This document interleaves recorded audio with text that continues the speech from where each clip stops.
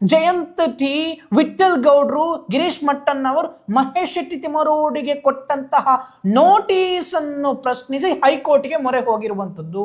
ಇದು ಸರಿಯಲ್ಲ, ನಾವು ತನಿಖೆಗೆ ಹಾಜರಾಗ್ತೀವಿ, ಬಟ್ ನಮ್ಮನ್ನು ಅರೆಸ್ಟ್ ಮಾಡುವಂತದ್ದು ಸರಿಯಲ್ಲ ಅಂತ ಹೇಳಿ 39/2025 ಅನ್ನು ಸ್ಕ್ವಾಶ್ ಮಾಡಬೇಕಾದ್ರೆ ಒಂದು ಗಮನದಲ್ಲಿ ಇಟ್ಕೊಳ್ಳಿ, ಚಿನ್ನಯ್ಯನೇ ಕೋರ್ಟ್ಗೆ ಹೋಗ್ಬೇಕೇ ಹೊರತು ಗಿರೀಶ್ ಮಟ್ಟನ್ ಅವರು, ತಿಮರೋಡಿ, ವಿಠಲ್ ಗೌಡ್ರು ಅಥವಾ ಜಯಂತ್ ಟಿ ಮತ್ತೊಬ್ನು ಯಾವನು ಹೋದಾಗ ಕೋರ್ಟ್ ಆತರ ಎಲ್ಲ ಒಪ್ಕೊಳ್ಳೋದಿಲ್ಲ ರೀ.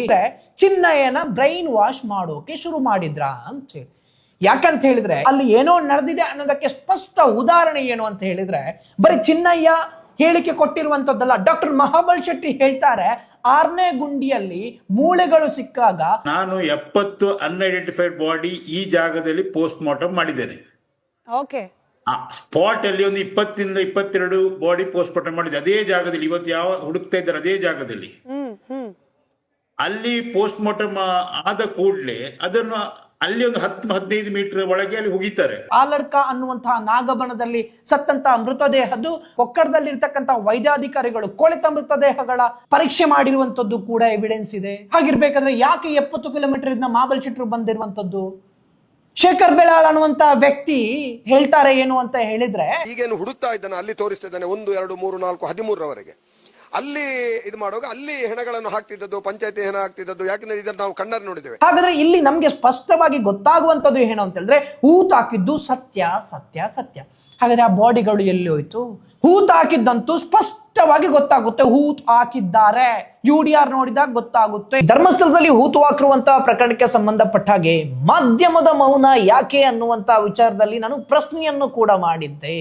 ಮಾಧ್ಯಮಗಳು SIT ಆಫೀಸರ್ಸ್ನವರು ಲಾಡ್ಜ್ಗಳ ದಾಖಲೆಯನ್ನು ಪರಿಶೀಲನೆ ಮಾಡಿದಾಗ, ಲಾಡ್ಜ್ನವರು ಮೊನ್ನೆ ಕೂಡ ಬಂದಿದ್ರು ಇನ್ವೆಸ್ಟಿಗೇಷನ್ಗೆ. ಅವರು ಬಂದಾಗ, ಧರ್ಮಸ್ಥಳದ ಪಂಚಾಯತ್ನವರು ಬಂದಾಗ, ಡಾಕ್ಟರ್ ಮಹಾಬಲ್ ಶೆಟ್ಟಿ ಅವರು ಬಂದಾಗ ಯಾವುದೇ ರೀತಿಯಾಗಿ ಕೂಡ ಪ್ರಸಾರ ಮಾಡಿಲ್ಲ. ಯಾಕೆ ಏನು ಅಂತೇಳಿ ಗೊತ್ತಿಲ್ಲ. ಈಗ ಏಕಾಏಕಿ ಗಿರೀಶ್ ಮಟ್ಟನ್ ಅವರು, ಜಯಂತ್ ಟಿ, ಮಹೇಶ್ ಶೆಟ್ಟಿ ತಿಮರೋಡಿ ಮತ್ತು ವಿಠಲ್ ಗೌಡ್ರಿಗೆ ನೋಟಿಸ್ ಕೊಟ್ಟ ತಕ್ಷಣ ಮೊನ್ನೆ ಕಾಯ್ತಾ ಕೂತಿದ್ರು, ಬರ್ತಾರಾ ಇವರು, ಅರೆಸ್ಟ್ ಆಗ್ತಾರಾ ಅನ್ನುವಂತ ವಿಚಾರದಲ್ಲಿ. ಪಾಪ ರಿಪೋರ್ಟರ್ಸ್ಗೆ ಏನ್ ಮಾಡೋಕ್ಕಾಗುದಿಲ್ಲ, ಮೇಲಿಂದ ಪ್ರೆಷರ್ ಇರುತ್ತೆ ಹೋಗಿ ಅನ್ನುವಂತ ವಿಚಾರದಲ್ಲಿ. ಸೊ ಹಾಗಾಗಿ ಈಗ ಮೀಡಿಯಾಗಳು ಯಾವ ರೀತಿ ಮಾತಾಡ್ತಾ ಇದೆ ಅಂತ ಹೇಳಿದ್ರೆ, ಗಿರೀಶ್ ಮಟ್ಟನ್ ಅವರ್, ಜಯಂತ್ ಟಿ, ವಿಠಲ್ ಗೌಡ್ರು, ಮಹೇಶ್ ಶೆಟ್ಟಿ ತಿಮರೋಡಿ ಅವರು, SIT ಅವರು ನೋಟಿಸ್ ಏನು ಕೊಟ್ಟಿದೆ ಅದನ್ನು ಸ್ಕ್ವಾಶ್ ಮಾಡೋಕೆ ಹೋಗಿದ್ದಾರೆ.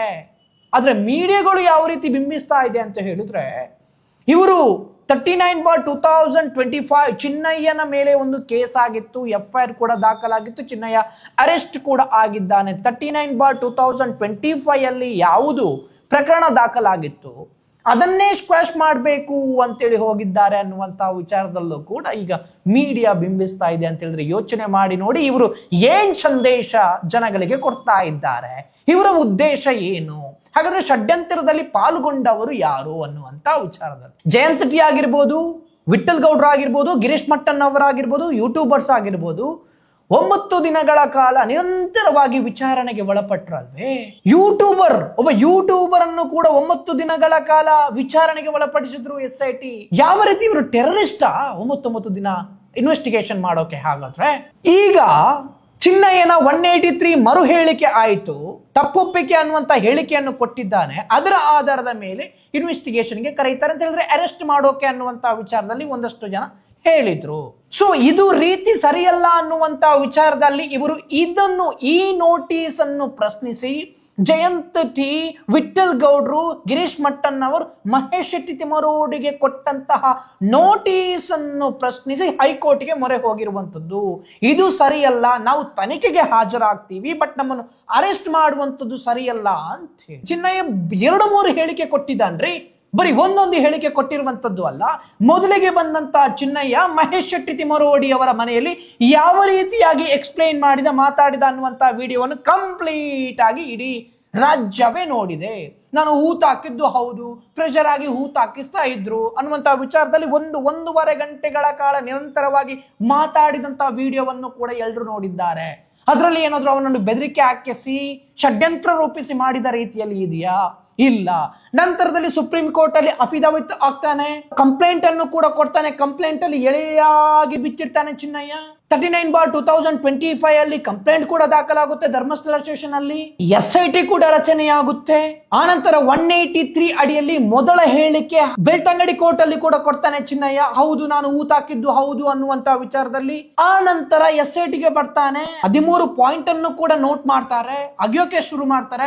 6ರಲ್ಲಿ ಒಂದು ಕಳೆಬರ ಸಿಕ್ಕಿದೆ, ಮೇಲ್ಗಡೆ ಹೋದಾಗ ಬಂಗ್ಲಗುಡ್ಡೆಯ ಮೇಲ್ಗಡೆ ಹೋದಾಗ ಕಳೆಬರ ಸಿಕ್ಕಿದೆ, ವಿಠಲ್ ಗೌಡ್ರನ್ನು ಮಾಜರಿಗೆ ಕರ್ಕೊಂಡು ಹೋದಾಗ ಕಳೆಬರ ಸಿಕ್ಕಿದೆ. ಹಾಗಾದ್ರೆ ಇದರ ತನಿಖೆ ಹೇಗೆ? ಜನರು ಎಲ್ಲರೂ ಕೂಡ ಬೇಡಿಕೆ ಇಟ್ರು, ಯಾರು SIT ಆಫೀಸರ್ಸ್ ಇದ್ದಾರೆ ಅವರಿಗೆಲ್ಲರಿಗೂ ಕೂಡ ಬಾಡಿ ಕ್ಯಾಮೆರಾ ಕೊಡಬೇಕು, ಪ್ರತಿಯೊಬ್ಬನನ್ನು ಇಂಟರ್ವ್ಯೂ ಮಾಡಬೇಕಾದ್ರೆ ಅಥವಾ SIT ಕಚೇರಿಯ ಒಳಗಡೆ ಎಂಟ್ರಿ ಆಗ್ಬೇಕಾದ್ರೆ ಯಾರೇ ಆಗಿರ್ಬೋದು ಅವರನ್ನು ಮಾತಾಡಬೇಕಾದ್ರೆ ಬಾಡಿ ಕ್ಯಾಮೆರಾ ಆನ್ ಇರಲೇಬೇಕು ಅನ್ನುವಂತ ವಿಚಾರದಲ್ಲಿ ಬೇಡಿಕೆ ಕೂಡ ಇಟ್ಟಿರುವಂಥದ್ದು. ಯಾಕಂತ ಹೇಳಿದ್ರೆ ಎಲ್ಲರೂ ಕೂಡ ಎಲ್ಲಾನು ಕೂಡ ಪಾರದರ್ಶಕವಾಗಿ ಆಗ್ಬೇಕು ಅಂತ ಹೇಳಿ. ನಂತರ ಚಿಕ್ಕ ಕೆಂಪಮ್ಮ ಹೋದಾಗ ಈ ಮಂಜುನಾಥ ಗೌಡನ ವರ್ತನೆ ಸರಿ ಇಲ್ಲ, ಏನೋ ಬೈದಿದ್ದಾನೆ ಅನ್ನುವಂತ ವಿಚಾರದಲ್ಲಿ ಕಂಪ್ಲೇಂಟ್ ಅನ್ನು ಕೊಟ್ಟು ಅವನನ್ನು ಈಗ ತೆಗೆದಿದ್ದಾರೆ ಅನ್ನುವಂತ ವಿಚಾರದಲ್ಲೂ ಕೂಡ ಗೊತ್ತಾಗಿದೆ. ಈಗ ಲೋಕಾಯುಕ್ತದಲ್ಲಿ DYSP ಆಗಿ ನೇಮಕ ಆಗಿದೆ ಅಂತ.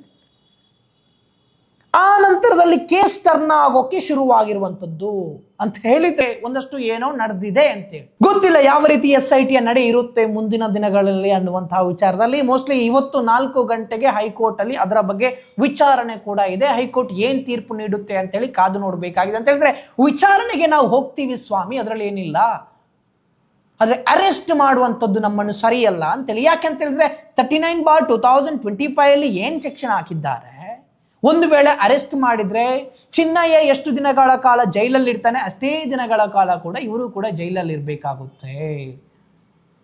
ಸೊ ಇದನ್ನು ಪ್ರಶ್ನಿಸಿ ಹೋಗಿರುವಂತದ್ದು, ಇವರು ಏನು ತಪ್ಪು ಮಾಡಿದ್ದಾರೆ, ಏನು ಬುರುಡೆ ಸಿಗ್ತಾ ಇವರಿಗೆ, ವಿಠಲ್ ಗೌಡ್ಗೆ ಬುರುಡೆ ಸಿಗ್ತಾ, ಅದನ್ನ ಏನಾದ್ರು ಸಾಕ್ಷಿ ನಾಶ ಮಾಡುವಂತದ್ರಲ್ಲಿ ಮಾಡಿದ್ರಾ? ಇಲ್ಲ. ಅಥವಾ ಬುರುಡೆಗೆ ಸಂಬಂಧಪಟ್ಟ ಹಾಗೆ ಏನಾದ್ರು ಅವರೇ ಆ ಜಾಗಕ್ಕೆ ಕೊಂಡೋಗಿ ಇಟ್ರಾ? ಇಲ್ಲ. ಇವರು ಕೊಂಡೋಗಿರುವಂತದ್ದು ಎಲ್ಲಿ? ಸುಪ್ರೀಂ ಕೋರ್ಟ್ಗೆ. ಬುರುಡೆ ಸಿಕ್ಕಿತ್ತು, ಯಾಕೆ ಸಿಗ್ತಾ ಇದೆ ಅನ್ನುವಂತ ವಿಚಾರದಲ್ಲಿ ಅದು ತನಿಖೆ ಆಗ್ಬೇಕು ಅನ್ನುವಂತ ವಿಚಾರದಲ್ಲಿ FIR ದಾಖಲು ಮಾಡೋಕೆ ನೋಡಿರುವಂತದ್ದು. ಹಾಗಾದ್ರೆ ಅದು ತಪ್ಪಾ? ಏನಿದೆ ಇದರಲ್ಲಿ ಷಡ್ಯಂತ್ರ ಸ್ವಾಮಿ? ಮೀಡಿಯಾಗಳು ಯಾಕೆ ಈ ತರ ಬಿಂಬಿಸ್ತಾ ಇದೆ ಅನ್ನುವಂತ ವಿಚಾರದಲ್ಲಿ ಗೊತ್ತಾಗ್ತಾ ಇಲ್ಲ. ಯಾಕೆ ಹೀಗೆ ಪರ್ಸನಲ್ ಇಂಟ್ರೆಸ್ಟ್ ಮೀಡಿಯಾಗಳಿಗೆ?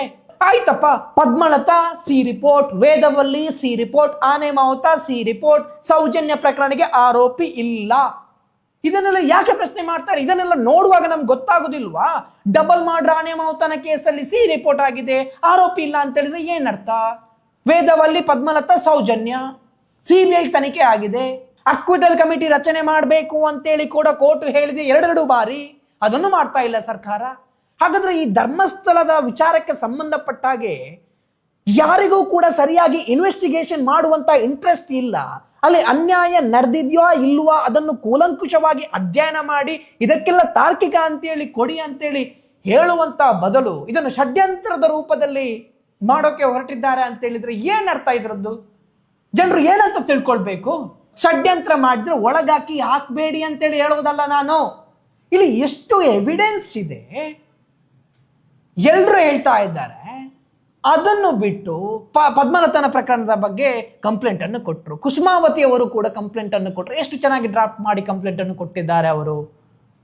ಚಿನ್ನಯ್ಯನಿಗೂ ಇದಕ್ಕೂ ಸಂಬಂಧ ಇದೆ ಅನ್ನುವಂತಹ ವಿಚಾರದಲ್ಲಿ ಅದರ ತನಿಖೆ ಮಾಡ್ತಾರಾ ಇಲ್ವಾ ಅಂತ ವಿಚಾರದಲ್ಲಿ ಗೊತ್ತಿಲ್ಲ.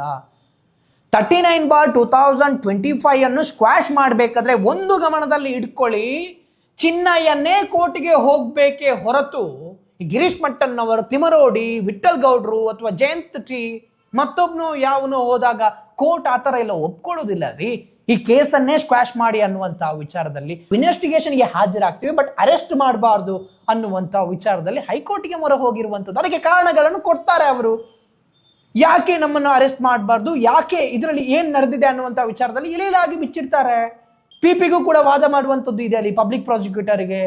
ಆಗ ಗೊತ್ತಾಗುತ್ತೆ ಅಲ್ವಾ? ನೋಡಿ, ಚಿಕ್ಕ ಕೆಂಪಮ್ಮ ಎಷ್ಟು ದೊಡ್ಡ ಮಟ್ಟದಲ್ಲಿ ಎಲಿಗೇಷನ್ ಹಾಕಿದ್ದಾರೆ ಅಂತ ಹೇಳಿದ್ರೆ ಆ ಮಂಜುನಾಥ ಗೌಡನ ಮೇಲೆ ಅವರಿಗೆ DYSP ಪೋಸ್ಟ್ ಅದು ಲೋಕಾಯುಕ್ತದಲ್ಲಿ ಕೊಟ್ಟು ಏನ್ ನಡೀತಾ ಇದೆ? ಹಾಗಾದ್ರೆ ಯಾರು ಇದನ್ನು ಮುಚ್ಚೋಕೆ ಪ್ರಯತ್ನವನ್ನು ಪಡ್ತಾ ಇದ್ದಾರೆ? ಗೃಹ ಮಂತ್ರಿಗಳೇ ಹೇಳಿಕೆಯನ್ನು ಕೊಟ್ರು ಅಲ್ವಾ? ಎಲ್ಲಿ? ಸದನದಲ್ಲಿ ಹೇಳಿಕೆಯನ್ನು ಕೊಟ್ರು.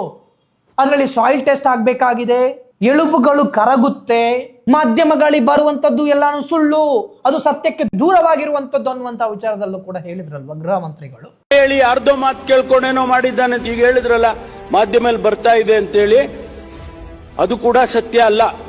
ಅದಲ್ಲದೆ ಈಗ ಹೇಳ್ತಾ ಇದ್ರೆ ಅತಿ ಶೀಘ್ರದಲ್ಲಿ ತನಿಖೆಯನ್ನು ಮುಗಿಸ್ಬೇಕು ಅನ್ನುವಂತ ವಿಚಾರದಲ್ಲಿ ಅದೇ ಎಲ್ಲ ಕಾಂಪ್ರಹೆನ್ಸಿವ್ ಆಗಿ ರಿಪೋರ್ಟ್ ಮಾಡಬೇಕು ಅಂತ ಹೇಳಿದ್ದೇವೆ ಅವ್ರಿಗೆ. ಫೈನಲ್ ಅಂತಿಮವಾಗಿ ವರದಿಯನ್ನ ಕೊಡಬೇಕು ಅಂತ ಹೇಳಿದ್ದೇವೆ. SIT ತನಿಖೆ ಮಾಡ್ತಾ ಇದೆ, ಫೇರ್ ಆಗಿ ಮಾಡ್ತಾ ಇದೆ, ಒಂದಷ್ಟು ಆಳ ಅಗಳ ಮತ್ತೊಂದು ಆಗದೊಂದು ನೋಡ್ಲಿ. ನಿಮ್ಗೆ ಯಾಕೆ ಅರ್ಜೆಂಟ್ ಆಗ್ತದೆ, ಶೀಘ್ರದಲ್ಲಿ ಮುಗಿಸ್ಬೇಕು ಅಂತ ಹೇಳಿದ್ರೆ ಏನ್ ಅರ್ಥ ಇದ್ರದ್ದು? ಅವ್ರಿಗೆ ಯಾಕೆ ಪ್ರೆಷರ್ ಆಗ್ತಾ ಇದ್ರೆ SITಗೆ? ನಿಮ್ಗೆ ಅತಿ ಶೀಘ್ರದಲ್ಲಿ ತನಿಖೆ ಮುಗಿಸ್ಬೇಕು ಅಂತ ಹೇಳಿದ್ರೆ ಸೌಜನ್ಯ ಪ್ರಕರಣ ಇದೆ ಗೌರ್ಮೆಂಟ್ಗೆ, ಅಕ್ವಿಟಲ್ ಕಮಿಟಿ ರಚನೆಯನ್ನು ಮಾಡಿ ಅದನ್ನು ಮುಗಿಸಿ ನೀವು. ಹಾಗಾದ್ರೆ ಬೇಗ ನಿಮ್ಮ ತಪ್ಪಿತಸ್ಥ ಅಧಿಕಾರಿಗಳಿಗೆ ಶಿಕ್ಷೆಯನ್ನು ಕೊಡಿಸುವುದರ ಮೂಲಕ. FSL ರಿಪೋರ್ಟ್ ಬಂದಿದ್ಯಾ? ಆ ರದ್ದು ಬಾಡಿದ್ದು ಏನು, 11ರಲ್ಲಿ ಸಿಕ್ಕಂತ ಬಾಡಿದ್ದು ಏನು, ವಿಠಲ್ ಗೌಡ ತೋರಿಸಿದಾಗ ಮಾಜರಿಗೆ ಹೋದಾಗ 8 ಮೃತ ಏನೋ ಕಲೆಬರಗಳು ಸಿಕ್ಕಿದೆ ಅನ್ನುವಂತ ವಿಚಾರದಲ್ಲಿ ಹೇಳ್ತಾರೆ. ಅದರ ರಿಪೋರ್ಟ್ ಎಲ್ಲಿ? ಸರ್ವೆ ಮಾಡೋಕೆ ಹೋದಾಗ SIT ಆಫೀಸರ್ ಮತ್ತು ಸರ್ವೆ ಮಾಡೋಕೆ ಹೋದಾಗ ಅಲ್ಲಿ ಸಿಕ್ಕಂತ ಮೃತದೇಹಗಳು ಎಲ್ಲಿ? ಅದರ FSL ರಿಪೋರ್ಟ್ ಎಲ್ಲಿ? ಅದೆಲ್ಲ ಆಗ್ಬೇಕಲ್ಲ ಸ್ವಾಮಿ.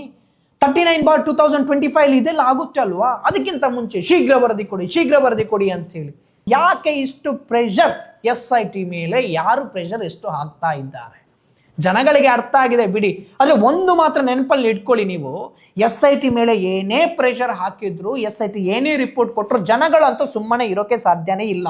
ಮಾಧ್ಯಮದಲ್ಲಿ ಏನ್ ಬೇಕಾದ್ರೂ ಪ್ರಸಾರ ಆಗ್ಲಿ, ಗೊತ್ತಿದೆ ಮಾಧ್ಯಮದಲ್ಲಿ ಈ ವಿಚಾರಕ್ಕೆ ಸಂಬಂಧಪಟ್ಟಾಗೆ ಪ್ರಸಾರ ಮಾಡೋದೇ ದಿಕ್ಕು ತಪ್ಪಿಸೋಕೆ, ಜನಗಳ ಬ್ರೈನ್ ವಾಶ್ ಮಾಡೋಕೆ ಅನ್ನುವಂತ ವಿಚಾರದಲ್ಲಿ ಎಲ್ರಿಗೂ ಕೂಡ ಗೊತ್ತಾಗಿದೆ.